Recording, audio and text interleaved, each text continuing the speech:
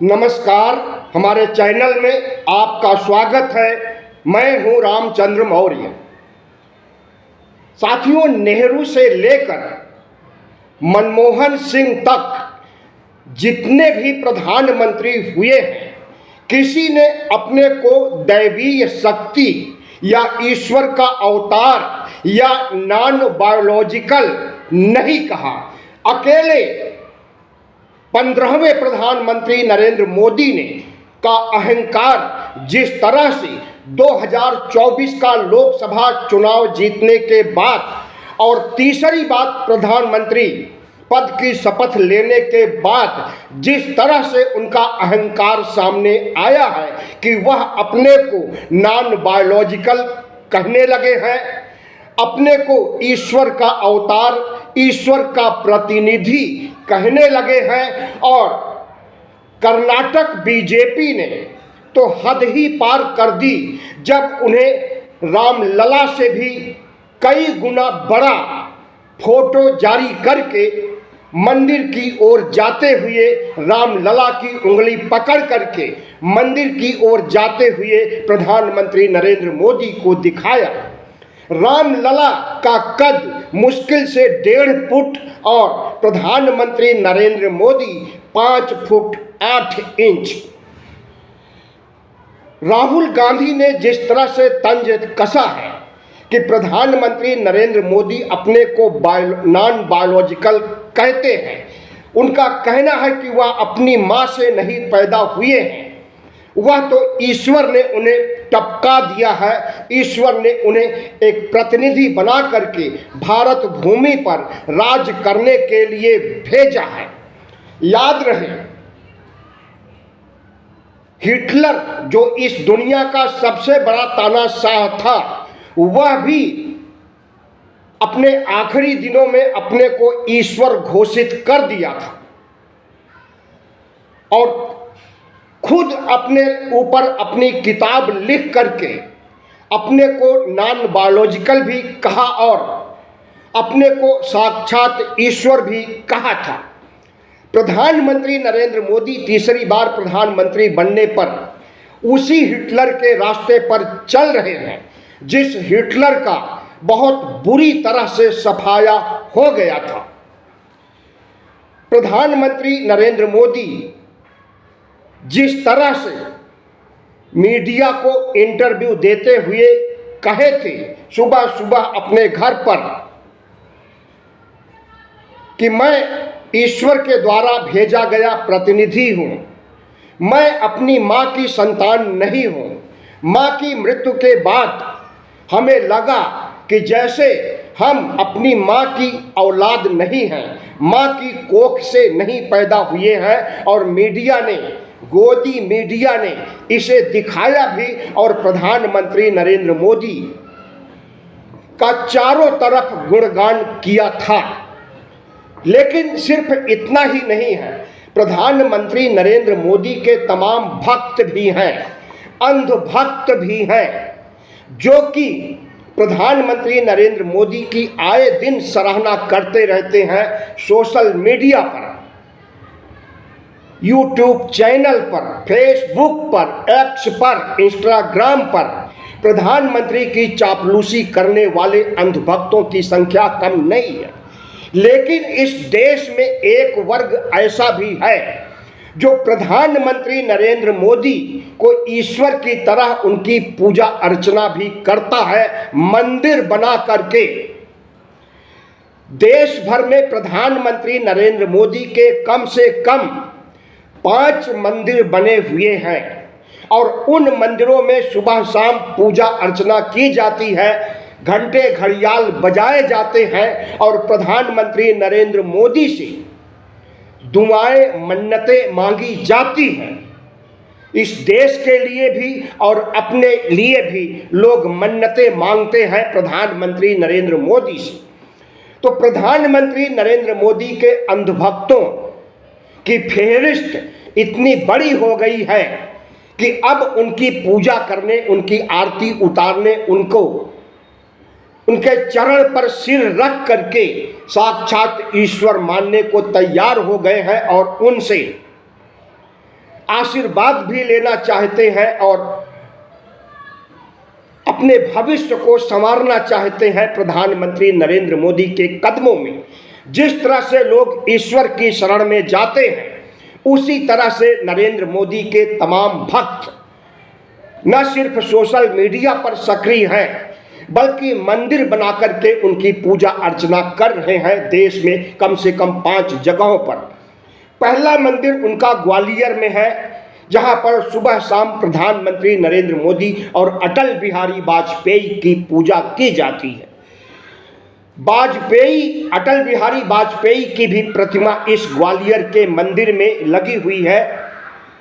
प्रधानमंत्री नरेंद्र मोदी की प्रतिमा लगभग 1.5 फुट है और इसे प्रमोद विश्वकर्मा नामक मूर्तिकार ने बनाया है। सुबह शाम यहाँ पर अंधभक्तों की फौज इकट्ठा होती है, जिसमें ज़्यादातर महिलाएं होती हैं। वह नरेंद्र मोदी को अगरबत्ती दिखाती हैं, फूल चढ़ाती हैं, माला चढ़ाती हैं, आरती उतारती हैं, प्रसाद बांटती हैं। ग्वालियर में, सिर्फ ग्वालियर ही नहीं बल्कि पूरे महाराष्ट्र में भी प्रधानमंत्री नरेंद्र मोदी का मंदिर बनाया गया। उस समय जब प्रधानमंत्री नरेंद्र मोदी ने राम मंदिर का उद्घाटन किया और प्राण प्रतिष्ठा का काम किया था 22 जनवरी 2024 को। उसके बाद पुणे का मंदिर बनाया एक मयूर मुंडे नामक व्यक्ति ने। याद रहे कि जितने भी मंदिर बनाए गए हैं या जो मूर्तिकार हैं वह ओबीसी से आते हैं। ग्वालियर का मूर्तिकार प्रमोद विश्वकर्मा, तो मयूर मुंडे जो बीजेपी कार्यकर्ता है, पुणे में इसने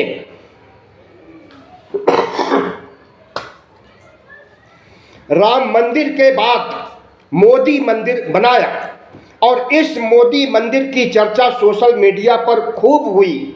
लोगों ने तंज कसा कि अब तो प्रधानमंत्री नरेंद्र मोदी न सिर्फ अपने से अपना बखान करते हैं, अपने अहंकार का परिचय देते हैं, बल्कि उनके अंधभक्त उनकी प्रतिमा स्थापित करके, मंदिर स्थापित करके उनकी पूजा अर्चना भी शुरू कर दिए हैं। तमिलनाडु में भी एक मंदिर बना है, तमिलनाडु के एरकुडी में। इसे शंकर नामक एक व्यक्ति ने बनाया है जो कि ओबीसी है। इस मंदिर में भी प्रधानमंत्री नरेंद्र मोदी की पूजा अर्चना सुबह शाम होती है, ठीक उसी तरह से जिस तरह से शिव की पूजा की जाती है। प्रधानमंत्री नरेंद्र मोदी को नारियल, फूल, पान, माला सब कुछ चढ़ाया जाता है, प्रसाद भी चढ़ाया जाता है, अगरबत्ती और धूप भी जलाया जाता है और उन्हें एक ईश्वर की तरह उनकी पूजा अर्चना की जाती है। कौशाम्बी उत्तर प्रदेश, जहां से केशव प्रसाद मौर्य आते हैं, उत्तर प्रदेश के उप मुख्यमंत्री, तो इनके गृह जिले में भी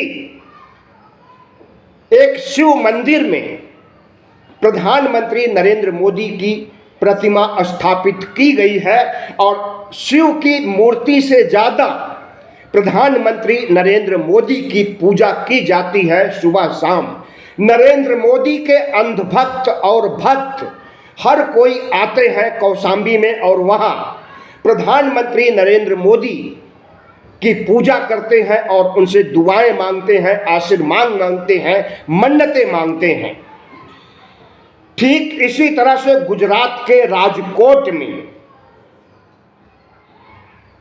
राजकोट के निकट एक मंदिर बनाया गया है जिसे मोदी मंदिर कहा जाता है और इस मंदिर को स्थापित करने के बाद गुजरात सरकार के एक मंत्री जिनका नाम मोहन भाई कुंडरिया है, उन्होंने आकर के मंदिर का उद्घाटन किया। ठीक वैसे जैसे प्रधानमंत्री नरेंद्र मोदी ने 22 जनवरी 2024 को राम मंदिर अयोध्या में का उद्घाटन किया था। तो प्रधानमंत्री नरेंद्र मोदी के जितने भी भक्त, अंधभक्त हैं, जितने भी उनके फॉलोवर हैं, उन्हें इंसान नहीं मानते हैं, उन्हें ईश्वर मानते हैं और ईश्वर से बड़ा कोई पदवी होती तो शायद उसे भी मानते। क्योंकि नरेंद्र मोदी जब खुद कह चुके हैं कि वह अपनी मां के औलाद नहीं है, वह अपनी मां हीराबेन और पिता दामोदर मोदी की औलाद नहीं है, वह साक्षात ईश्वर ने उन्हें टपकाया है धरती पर सदियों सदियों तक राज करने के लिए भारत भूमि में एक प्रधानमंत्री के रूप में।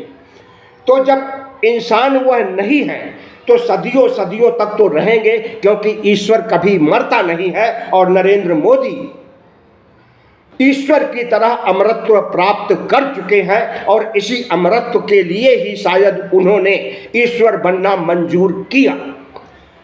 भारत में आज तक किसी ने भी अपने को ईश्वर का अवतार नहीं कहा था। अकेले नरेंद्र मोदी हैं जो तीसरी बार प्रधानमंत्री बनने के बाद अगर अपने को ईश्वर का अंश कहें तो अच्छी बात है, हर कोई ईश्वर का अंश होता है, लेकिन अपने को ईश्वर का प्रतिनिधि या साक्षात ईश्वर दैवीय स्वरूप अगर अपने को घोषित कर रहे हैं तो हम समझते हैं कि हिटलर के रास्ते पर चल रहे हैं और हिटलर जैसी ही दुर्गति होने की संभावना है। पिछले साल 2024 में प्रधानमंत्री नरेंद्र मोदी ने संभल उत्तर प्रदेश में कल्की मंदिर का उद्घाटन किया। कल्की मंदिर के बारे में आपको बता दें कि पुराणों में कहीं लिखा हुआ है, हुई है जन्म संभलगढ़ ग्रामा विष्णुदत्त ब्राह्मण के धामा। यानी कलयुग में जब भगवान का अवतार होगा तो वह जगह कल्की होगी और कल्की नाम से भगवान विष्णु 11वीं बार पैदा होंगे। उस मंदिर का उद्घाटन करने का क्या उद्देश्य था, पुराणों की बातों पर कितना विश्वास किया जाए आज के वैज्ञानिक युग में। पुराणों में तो बहुत ऊट पटांग की बातें कही गई हैं, क्या वह सब सच होती हैं? कतई नहीं। आज पुराणों की जरूरत नहीं है, बल्कि वैज्ञानिक युग है, वैज्ञानिक सोच की जरूरत है, संविधान की जरूरत है, जिसे प्रधानमंत्री नरेंद्र मोदी, अमित शाह और भागवत नज़रअंदाज करते हैं और इस पर कुदृष्टि रखे हुए हैं कि संविधान को ही खत्म कर दिया जाए तब मनुस्मृति स्थापित हो सकती है। लेकिन काश ऐसा हो नहीं पाया और होगा भी नहीं, क्योंकि इस देश के लोगों की आंखें, खास करके ओबीसी एससी एसटी की आंखें अब खुल गई हैं। अब इन्हें 400 पार सीटें कभी नहीं मिलने वाली हैं, वरना ये संविधान बदल देंगे, लोकतंत्र खत्म कर देंगे, मनुस्मृति युग लागू कर देंगे। तो आज के प्रधानमंत्री नरेंद्र मोदी क्या वही कल्की हैं जो संभल में पैदा होने वाले हैं, जिनके नाम पर उन्होंने उद्घाटन किया था मंदिर का? हम किसी अवतार में विश्वास नहीं करते हैं, लेकिन जब अयोध्या में 2024 में 22 जनवरी 2024 को राम मंदिर का उद्घाटन हुआ था तो प्रधानमंत्री नरेंद्र मोदी ने कहा था कि अब एक नया युग आ गया है। और मंदिर ट्रस्ट के प्रमुख चंपत राय ने तो यहाँ तक कहा था कि प्रधानमंत्री नरेंद्र मोदी विष्णु के 11वें अवतार हैं, इनकी पूजा अर्चना वैसे ही की जानी चाहिए जैसे अन्य अवतारों की जाती है। शायद इन्हीं से प्रेरणा लेकर, चंपत राय से ही प्रेरणा लेकर देश भर में तमाम मंदिरें मोदी के नाम पर खोली जा रही हैं और वहां पर अंधविश्वास, पाखंड फैलाया जा रहा है और मोदी भक्ति को चरम सीमा तक बढ़ाया जा रहा है। प्रधानमंत्री नरेंद्र मोदी को अगर विज्ञान में विश्वास है, संविधान में विश्वास है, विकसित भारत बनाने में विश्वास है, तो इस तरह के अंधविश्वास, पाखंड को त्याग देना चाहिए और उन्हें वैज्ञानिक सोच विकसित करना चाहिए इस समाज में भी और अपनी खोपड़ी में भी। तभी देश का कल्याण हो सकता है और तभी हमारा देश विकसित भारत बन सकता है। वरना सदियों तक जिस तरह से यह मदारियों, सांप वालों का देश समझा जाता था, वैसे ही आगे भी समझा जाएगा। जिस तरह से कुंभ मेला आयोजित करके और इसे झूठ के आधार पर कहा गया कि 144 साल बाद 2024-25 का कुंभ आ रहा है और लोग उमड़ पड़े इस कुंभ में स्नान करके पाप धोने के लिए और स्वर्ग प्राप्ति के लिए जिस तरह से भीड़ उमड़ी है, उससे यही लगता है कि अब वैज्ञानिक सोच का नहीं बल्कि पाखंडी सोच का विकास हो रहा है नरेंद्र मोदी और योगी के राज में। क्या यह पाखंडी युग विकसित भारत बनाएगा? क्या यह पाखंडी युग ओबीसी एससी एसटी को राष्ट्र की मुख्य धारा में लाएगा? कतई नहीं।